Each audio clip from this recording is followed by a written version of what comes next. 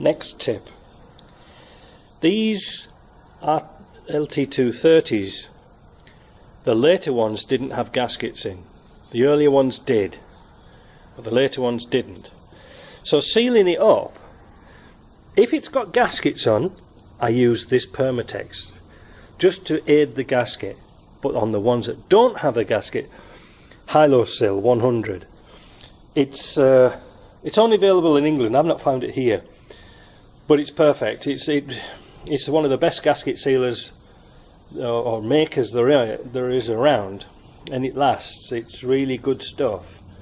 Just a little word of warning. I think these tubes, well, you can see how big that tube is. It's still a bit too big for some people. I get through a tube a week, but it goes off very quickly. So even if you put the stopper on, it'll go off. So sometimes you'll get it all nice and mushy at the bottom. So sometimes I just cut the corner off and then I can throw the tube away because, you know, it's a waste. And it's relatively expensive, but it's good. So that's the stuff you need. When bolting this back up to your transmission, it is so easy to get the bolts mixed up. They look exactly the same. See these flange-headed bolts? On the early ones they had studs coming out of here, but on the later ones there isn't. Now, why it's critical, I'm going to go down here and show you this bolt hole so you can see in relation to where it is. It's at just above the shaft. I don't know if you can see in there. Probably you can. Let's get a bit closer. Yeah. If you put a bolt that is too long, longer than 30mm, it will hit the end. There's a gear inside there, and you can get this between the teeth of the gears, and it will bend the end of the bolt. That makes it a bugger to get out. And look what's happened to this one. It stripped all the thread out. Well, most of it. Made it a real mess. Look at this. See? Look at that. That's no good at all. I can push it halfway in. Look, it hasn't even got anything. That needs a helicoil. So it's so easy to get those mixed up. So the short bolts go in the back, or in the front. The long bolts come in from the back. Don't mix them up. It's so easy to do. Oh, another thing. Put a little bit of seal around them. It just stops oil leaking out the thread holes.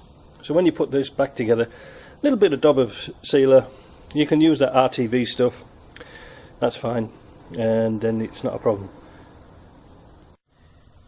The one good thing about the R380 is it had a nice plastic tunnel with this big cutout on the side, so you can get into all these little linkages. With the LT77, it came out to here, making it very difficult to get to that nut. As I was saying earlier, it's even tricky to get into here, but it's not too bad. Now, when you're taking these gearboxes out, let's get my finger out, there is this arm for the high and low shifter. Now Land Rover, when they put this together, they put the pin through this way and then assembled it in here. You see? You can't get the pin out. Now, when you're dropping these LT77s out, you know, the arm will just follow suit and, you know, it will go through this way. Wait a minute, let me try and get that better. The arm will come through this way, but trying to put it back on again with that arm on is a devil's job because it keeps dropping down and jamming up. So I take them off. And what I do is, so you can't get the pin out from Land Rover, put the pin in from this way. You see? Put the pin in from this way. But what I do is, I put the pin in from this way. And what I do, see here, I get the die grinder and just chop just a little bit of material off the back of these gearbox extension housings, just so that you can put the clip here. Look at it, it's only thin, but it catches. So if you just grind out that little bit, that pin will drop straight in and there's no more tears. Easy. Next thing, when people take these off, they have a job trying to get the spline lined up. Quick tip, put this into neutral, put a mark, I put a little mark on here with a grinder, and a corresponding one up here. Can't go wrong, easy, 10-minute job instead of messing about, and then you get the cover on and you find out you can't get the high and low shifter in the right place. So that's done. The breather has to go on, don't forget to put the breather on, washers, and also before you do anything, put some compressed air down there, put your finger over there and try and blow through the hole and make sure that tube's not blocked up, because you'll be surprised how many gearboxes I've seen with these blocked up, and that causes the gearboxes here and the transfer case here to get over pressurized, and that's what causes a lot of leaks, because these tubes are blocked up. Or when somebody's been fitting an engine and gearbox, they actually nip them between the bell housing, not knowing that they're there. So that's that. So I'm going to put this back together. Now you can see, I don't know if you can get under there. Let's see if I can. Yeah, there we go. Just here, that's where that top bolt goes in for the gearbox. It's crucial that bolt there is 30 millimeters, not 35, not 40. If it is, it will bend. You'll have a devil of a time trying to get it out, and it'll no doubt leak. And I'm going to show you something interesting in a minute. I'll be back. This is a transfer case from a Discovery 2. Nice case, quite a teeth, good ratios, except somebody didn't follow my advice. And you see here, the tooth is chipped. And that's because the bolt that was put into here was too long.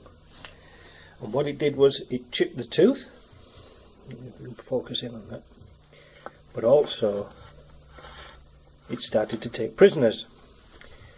It ended up here. Now that caught this gear, and then it's like shrapnel. It goes everywhere. This was caught just in time. I think the guy this was supposed to be changed by a Land Rover garage. I don't think it was, because they should have known about that. So this is just for parts. This is just parts now, because to buy new gear was just too. It's just too expensive. So there's a lot of these kicking about, but we've got to scrap them, unfortunately. One other thing I'm just going to tell you again about the Disco 2. If you do choose one of these gearboxes, you must change the housing. If you've got a cable drive speedo, you've got to change this housing, because this, which is where the housing is, it's not machined out at all. The stud's not in, it's not through. Now, no doubt it's not machined through all the way to the other side. So this has got to go if you're on a cable drive speedometer. Alright, and also you couldn't even put one into a Disco 1, because the speed sensor, the speedometer on the Disco 2 worked off the ABS sensors in the wheels by averaging them out. So you're not going to get that to work. So you've got to change this housing. Fortunately, they all bolt together, so that's good. So I think that's about my LT230 tips and tricks. I'll try and teach you some more in a minute if I can think of some. I'm bound to, because I've got to get back onto this job. So we've got it all back together again. If you've noticed, I've got plenty of grease on all the linkages. The reason for this is that although these are a roughy toughy four-wheel drive, there's very few people who actually put them into low range or even the diff lock on. Some people don't even know what that's there, but it looks cool. Now we are working in a bit of a tight environment here. I'll zoom out a bit, and you can see that although people in North America have all the bells and whistles, the AC and the rubber mats, makes my life a nightmare to try and work, because you know, like, there's no room anywhere to put anything in this because the back's all full. I wish people would just empty the cars out first, but there again, I suppose it's my job. But anyway, now I'm going to check the oil for the gearbox once it's level.